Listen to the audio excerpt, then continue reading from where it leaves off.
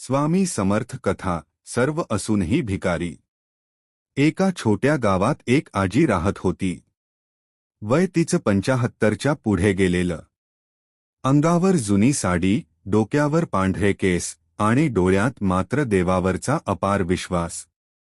तिच्याकडे ना पैसा ना आधार, फक्त स्वामी समर्थांचं नाव आणि त्यांच्यावरची श्रद्धा. तिला एक मुलगा आणि एक मुलगी होती.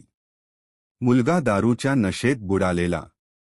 स्वतःचं आयुष्य तर उद्ध्वस्त केलंच होतं, पण आईकडे पाहायलाही वेळ नसायचा.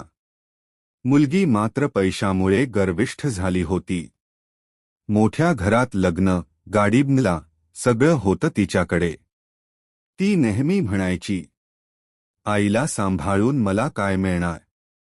मला माझं आयुष्य आहे. असं म्हणून तिने आईकडे पाठ फिरवली. आजी रोज स्वामी समर्थांच्या फोटोसमोर बसून एक प्रार्थना करायची.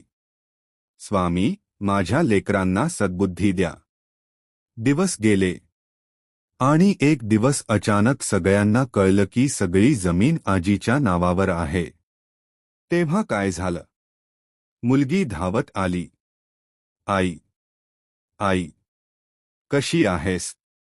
मुलगा सुद्धा दारू सोडल्यासारखा नाटक करत समोर उभा राहिला.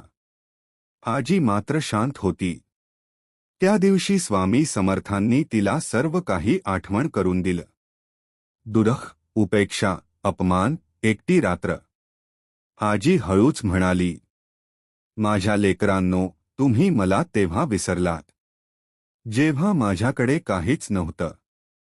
आज सगळं आहे, पण आता मला काहीच नको. आजीने जमीन दान केली. स्वतः मात्र एका आश्रमात राहायला गेली. आज तिच्या मुलांकडे पैसा आहे, पण आई नाही.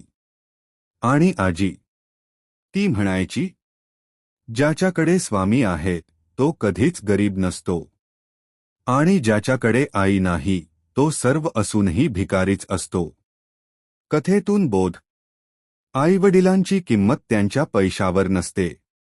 स्वार्थाने केलेलं प्रेम कधीच टिकत नाही.